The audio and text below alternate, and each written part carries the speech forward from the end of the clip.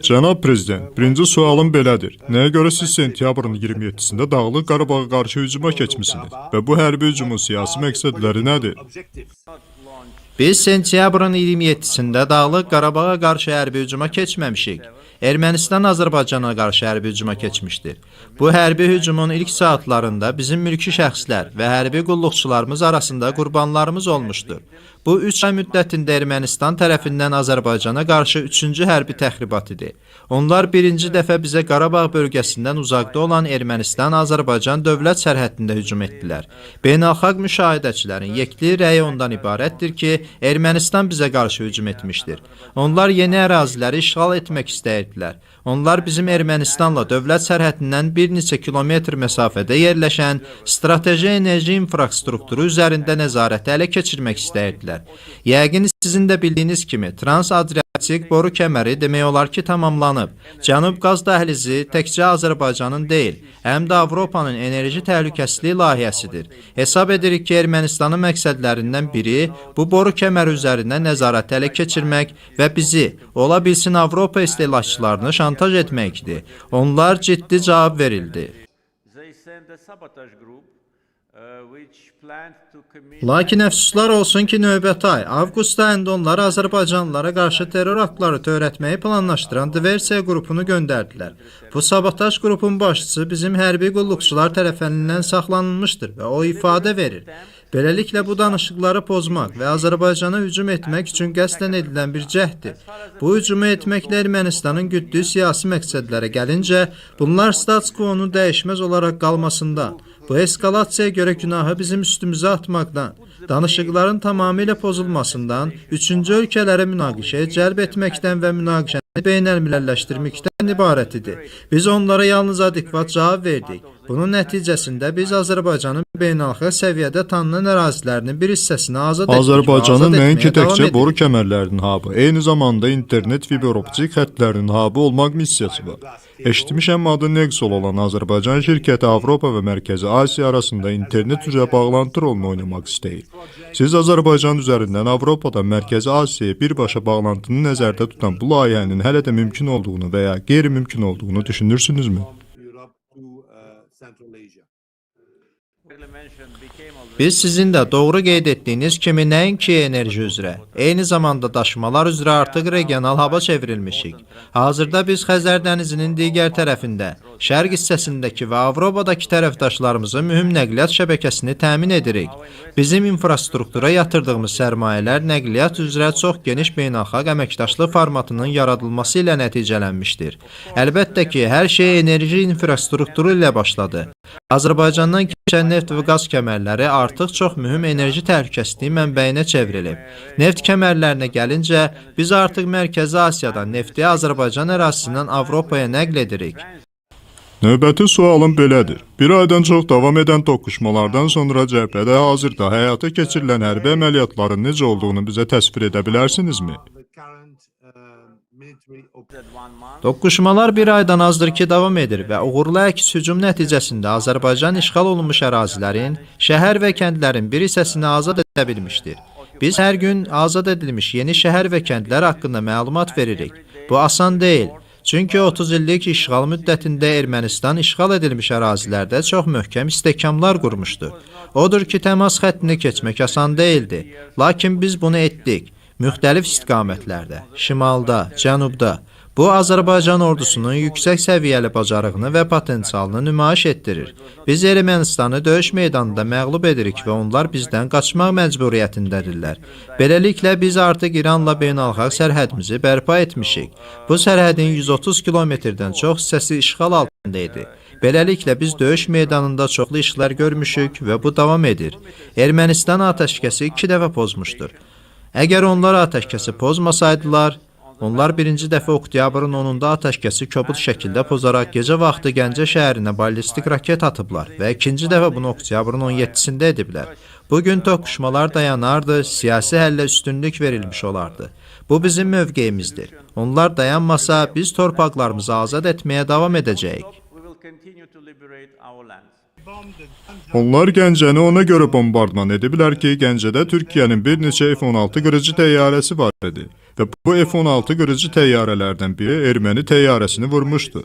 Onlar buna görə Gəncəni bombardıman etdiklərini deyirlər. Bu fake xəbərdir. Hesab edirəm ki, indi hər kəs bunun Ermənistan tərəfindən fake xəbər olduğunu başa düşür.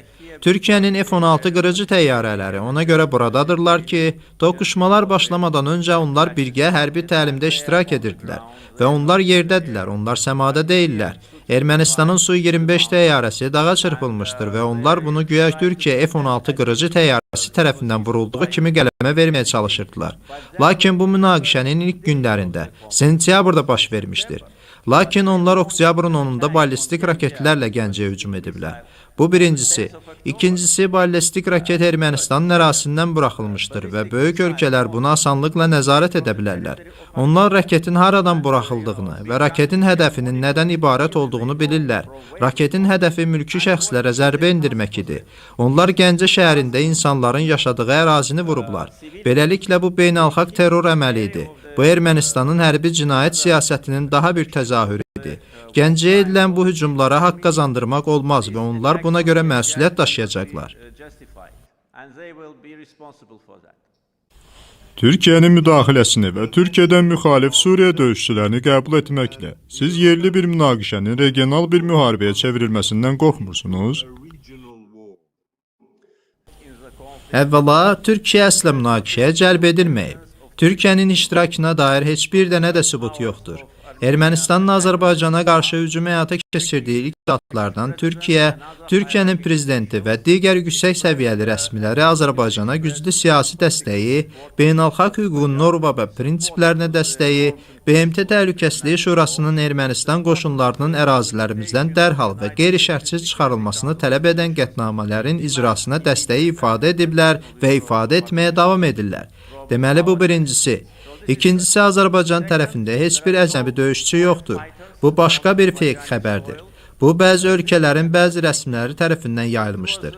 Lakin bu vaxtadək toqquşmalar başlayandan sonra 20 gündən çox bir müddətdə bizə nə Fransadan, nə də Rusiyadan heç bir dəlil təqdim olunmamışdır. Çünki bu bəyanatı Fransa və Rusiya rəsmiləri vermişdir və biz onlardan sübut tələb etmişdik. Biz dəlilləri tələb etmişdik. Yalnız sözlər, heç bir sübut yoxdur, heç bir dəlil də yoxdur.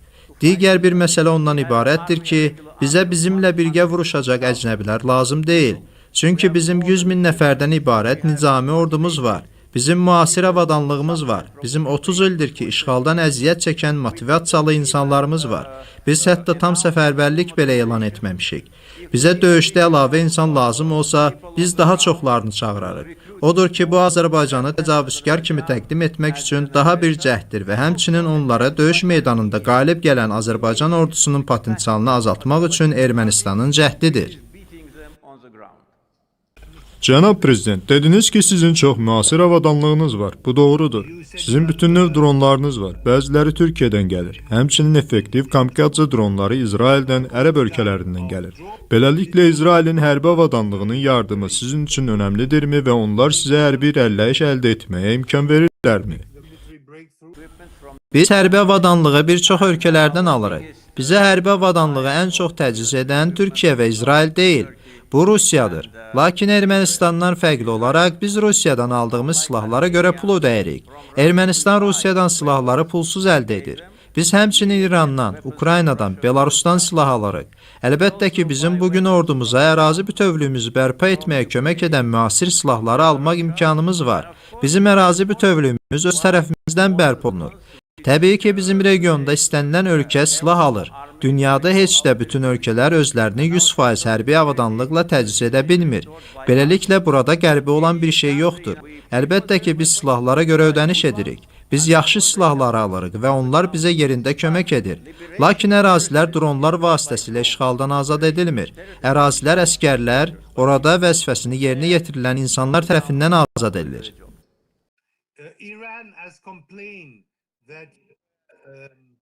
İran hərbi əməliyyatlar zamanı döyüşlərin sərhəddə keçirilməsi ilə bağlı şikayət etmişdi. Bu mübahisəni İranla həll etdinizmi? İran rəhbərləri ilə Bəli, biz bunu danışdınızmı? etmişik. Mənim bildiyimə görə İranın rəhbərləri həm də Ermənistan tərəfi ilə danışmışlar. Çünki toqquşmalar İranla sərhəd olan Araz çayının yaxınlığında gedirdi və təsadüfən silahların bəziləri sərhədi keçmişdi. Lakin bugün biz Azərbaycan-İran sərhədi sərhədini erməni işğalçılarından tamamilə təmizlədiyimizi elan etdik. Buna görə də orada artıq heç bir toqquşmalar baş vermir və Araz çayının o biri tərəfində İranda olan qardaşlarımız üçün artıq heç bir narahatlıq olmayacaq.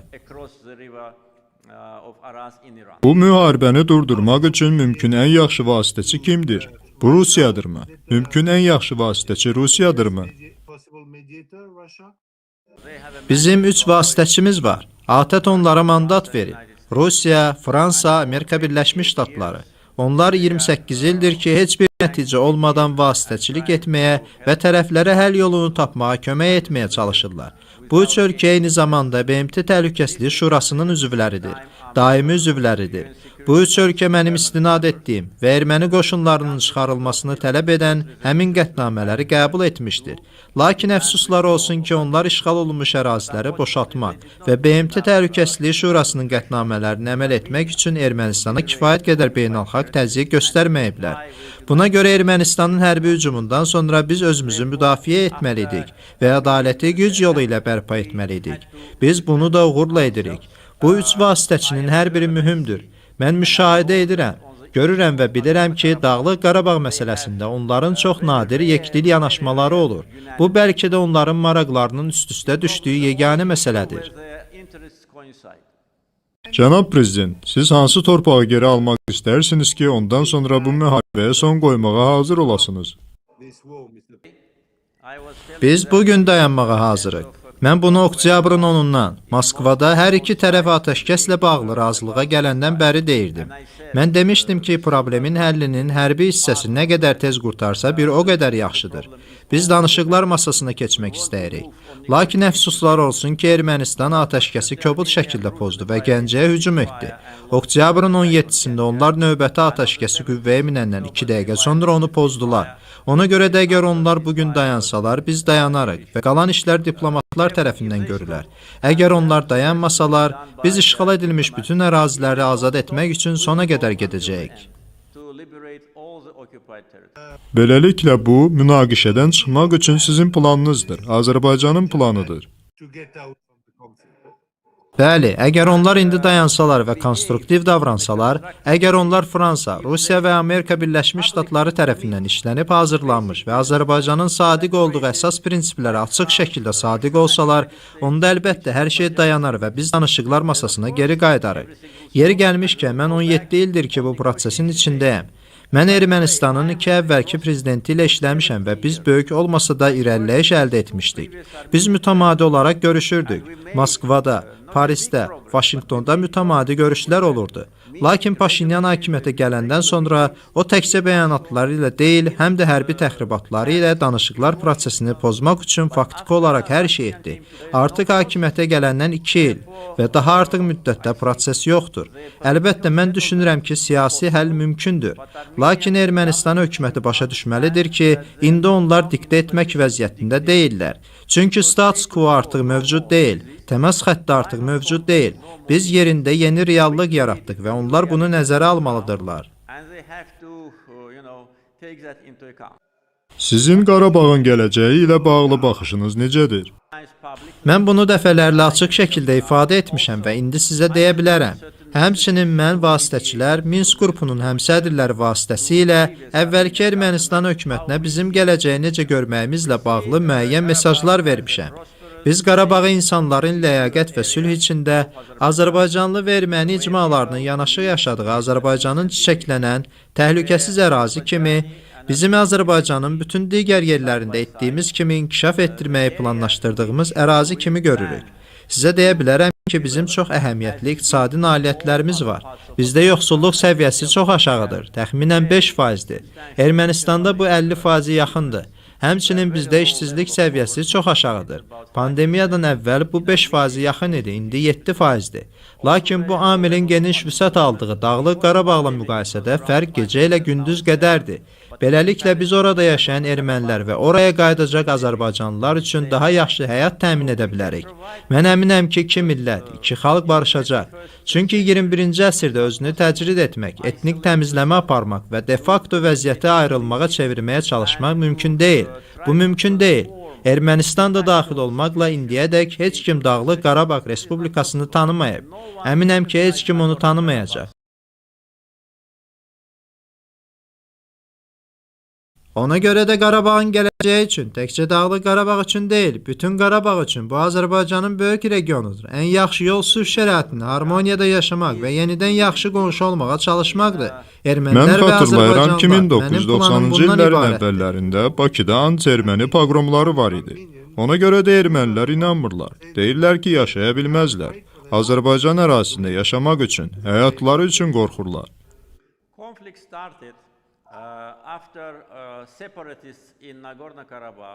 Münaqişə Ermənistandakı millətçilər tərəfindən maliyyələşdirilən Dağlıq Qarabağdakı separatçılar Azərbaycandan ayrılmaq üçün plana start verəndən sonra başladı. Sovet İttifaqı vaxtında onlar bunu qanuni baxımdan edə bilmirdilər. Ona görə də onlar Dağlıq Qarabağ ərazisində və Ermənistan ərazisində pogromlara başladılar. Müharibə və toqquşmaların ilk qurbanları Dağlıq Qarabağdakı Azərbaycanlılar oldu. Dağlıq Qarabağda, əsasən Şuşada, eləcə də paytaxt Xankəndidə yaşayan 40 min Azərbaycanlı tamamilə etnik təmizləməyə məruz qaldı. Sonra Ermənistanda yaşayan 250 min Azərbaycanlı, onların çoxu qətlə yetirildi. Hamısı etnik təmizləməyə məruz qaldı, qovuldu. Həmin toqquşmalar hər yerdə, İrəvanda, Ermənistanın başqa şəhərlərində, Dağlıq Qarabağda baş verirdi. Ona görə də bu insanların barışa bilməməsi üçün bir növ səbəb olmamalıdır. Avropada Fransa və Almaniya arasında neçə dəfə müharibə baş verib, neçə dəfə digər ölkələr müharibə edib. 30 və ya 40 milyon adamın ölümünə səbəb olmuş 2-ci Dünya müharibəsi də var idi. Lakin 20 ildən sonra Qərbi Almaniya və Sovet İttifaqı arasında yaxşı münasibətlər quruldu və indi heç kim bunu xatırlamır. Sivil dünyada bu belə olmalıdır. Problem ondadır ki, Ermənistanda nifrət aşılanır. Onlar Türkiyə və Azərbaycana qarşı tarixi nifrət aşılayırlar. Ermənistanın sabiq prezidenti Köçəryan açıq şəkildə bəyan etdi ki, Azərbaycanlılar və ermənilər birlikdə yaşaya bilməzlər. Lakin baxın, onlar məsələn Gürcüstanda necə birlikdə yaşayırlar? Gürcüstanın bəzi kəndlərində Azərbaycanlılar və ermənilər yanaşı yaşayırlar. Rusiyada da eyni şəkildə. Azərbaycanda da minlərlə erməni yaşayır. Niyə bu Dağlıq Qarabağda mümkün deyil? Düşünürəm ki, müharibənin vurduğu yaraları siyasi müdriklik, siyasi iradə ilə sağaltmaq lazımdır. Münaqişənin bu aktiv, qaynar fazası dayanandan sonra hər iki tərəfin bu yaraları sağaltmaq məqsədi ilə hər şey üçün böyük töhfə verməsinə Bu ehtiyac mənim var. sonuncu sualımdır. Cənab Prezident, siz qorxmursunuz ki, bir müddətdən sonra Türkiyə Prezidenti Erdoğan Şimali Kipr məsələsinə diqqətini cəmləmək üçün öz dəstəyini və Qafqazdakı siyasətini dayandırar. Türkiyə və Azərbaycan qardaş ölkələrdir və bizim qardaşlığımız bir çox vəziyyətlərdə sınaqdan keçib. Bu konkret məsələdə Türkiyə prezidenti Azərbaycana güclü dəstəyini açıq şəkildə ifadə etdi. O dedi ki, Azərbaycan tək deyil, Türkiyə onun yanındadır. Beləliklə, bu çox güclü siyasi dəstəkdir və biz buna görə çox minnətdarıq. Bu birincisi. İkincisi demək istəyirəm ki, biz döyüş meydanında nə ediriksə özümüz edirik. Bəli, müasir silahlarla, müasir avadanlıqla, lakin vətənimizi azad edən Azərbaycan əskərləri və zabitləridir. Bizim Türkiyə ilə münasibətlərimizin böyük tarixi və daha da parlaq gələcəyi var. Zənnimcə Türkiyənin Cənubi Qafqazın hər üç ölkəsi, Azərbaycan, Gürcüstan və Ermənistanla sərhədi olan dünyada yeganə ölkə kimi bu prosesə cəlb edilmək üçün legitim hüququ var. Çünki qonşu olaraq region üçün sabitliyi, təhlükəsizliyi təmin edə bilən və təmin edən, gündəliyi çox aydın ölkə olaraq o beynəlxalq hüququ müdafiə edir. Beynəlxalq hüquq deyir ki, bizim ərazilərimiz işğal altındadır. Beləliklə o nəyi səhv edir? O sadəcə olaraq beynəlxalq hüququn təmin olunmasını tələb edir. Ermənistan bunu etmək istəmir. Ermənistan Livandan erməniləri qanunsuz köçürməklə, Azərbaycanlılara qarşı hərbi əməliyyatlarla, bizim tarixi və dini irsimizi dağıtmaqla 30 ildən çoxdur ki, torpaqlarımızı işğal altında saxlamaq istəyir. Türkiyənin rolu çox müsbətdir. Ermənistanla müharibə dayanandan və siyasi nizamlama həyata keçiriləndən sonra əminəm ki, Türkiyənin rolu daha mühüm və müsbət olacaq. Beləliklə siz düşünmürsünüz ki, Türkiyənin Mərkəzi Asiyanın türk xalqları ilə birbaşa əlaqəyə sahib olmaq üçün Ermənistanı silmək planı var. Xeyr, bu yenə də erməni fobiyaları və erməni təxribatlarıdır. Mənim Paşinyan hakimiyyətə gəlməzdən əvvəl Ermənistan liderləri ilə müzakirə etdiyim sülhməramlı planda kommunikasiyalara açıq aydın istinad var idi. sülh sazişi imzalanandan sonra bütün kommunikasiyalar açılır. O cümlədən Azərbaycanın Naxçıvan Muxtar Respublikası ilə Azərbaycanın əsas hissəsi arasında. Beləliklə, Türkiyənin Azərbaycanın və Mərkəzi Asiyanın quru əlaqəsi olacaq. Bugün bizdə bu yoxdur. Lakin Türkiyənin həmin regionla Azərbaycan vasitəsilə əlaqəsi var. Biz bir neçə il bundan əvvəl Bakı, Tbilisi, Qars dəmir yolunu tikdik. Beləliklə, Türkiyə malları Gürcüstan, Azərbaycan və Xəzər dənizi vasitəsilə Mərkəzi Asiyaya və əks istiqamətdə daşınır. Lakin Türkiyədən Naxçıvana, Ermənistana, Azərbaycana yol daha qısadır. Ona görə də məsələ onda deyil ki, Türkiyənin belə əlaqəsi yoxdur və dediyiniz kimi kimsə fikirləşir ki, onlar buna sahib olmaq üçün Ermənistanı silmək istəyirlər. Onlar buna sahibdirlər. Biz buna sahibik. Biz daha birinə sahib olacaq. Lakin bu yenə də sülh planının bir hissəsidir. Bütün kommunikasiyalar açılacaq. Düşünürəm ki, Ermənistan hökuməti əhalini Türkiyə ilə qorxutmağa çalışmamalı, Türkiyə və Azərbaycana qarşı nifrəti dayandırmalıdır. Qafqaz regionunda digər xristian ölkəsi olan Gürcüstanla münasibətləriniz necədir? Bəli, bizim Gürcüstanla münasibətlərimiz mükəmməldir. Biz bir-birimizi strateji tərəfdaş adlandırırıq. Azərbaycan Gürcüstanda birinci və ya ikinci ən böyük investor, yaxud birinci və ya ikinci ən böyük vergi ödəyicisidir. Mən birinci və ikinci deyirəm. Çünki bir il Türkiyə olur, bir il Azərbaycan. Bizim Türkiyə, Gürcüstan və Azərbaycan arasında üç tərəfli əməkdaşlıq formatımız var. Bizim prezidentlər səviyyəsində sammitlərimiz, nazirlər səviyyəsində, o cümlədən müdafiə, xarici işlər və iqtisadiyyat nazirləri səviyyəsində görüşlərimiz olub. Bizim bütün bu əsas nəqliyyat və enerji kommunikasiyalarımız Gürcüstan ərazisindən keçir. Gürcüstanda böyük Azərbaycanlı icmamız var, 300 minə yaxın adam.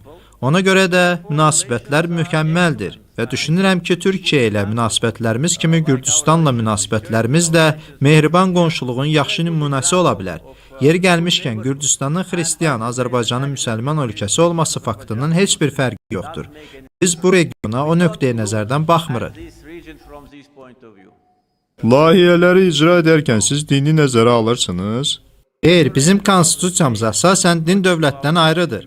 Azərbaycan dünyavi ölkədir. Biz öz dinimizə hörmət edirik. Biz Azərbaycanda yaşayan bütün digər millətlərin dinlərinə hörmət edirik. Düşünürəm ki, Azərbaycanda dini harmoniyanın ən yaxşı göstəricisi Roma Katolik Kilsəsinin başçısı Zati Müqəddəsləri Papa Franksizin sözləri ola bilər. Bir neçə il bundan əvvəl Bakıda olanda o ictimaiyyətə bəyanatla çıxış edərək Azərbaycanın mədəniyyətlər arası və dinlər arası dialoqdakı rolunu yüksək qiymətləndirdi. Azərbaycanda müxtəlif dinlərin bütün nümayəndələri, o cümlədən ermənilər, sülh və harmoniya şəraitində yaşayırlar. Bakının mərkəzində bizim tərəfimizdən bərpa olunmuş və hökumətimiz tərəfindən qorunan erməni kilsəsi var. Bizim işğal olunmuş torpaqlardakı məscidlərimiz isə dağıdılıb. Ermənilər bizim məscidlərimizdə donuz saxlayırlar. Bu yaxınlarda internetdə videolar var idi. İnternetdə Zəngilan rayonunda bir kəndin azad edilməsindən sonra donuzların məscidimizdə necə gəzdiyini göstərən görüntülər var idi. Azərbaycan tolerant, dünyavi ölkədir və gələcəkdə də belə olmağa davam edəcək. Təşəkkür edirəm. Çox yaxşı müsahibə idi, cənab prezident. Təşəkkür edirəm.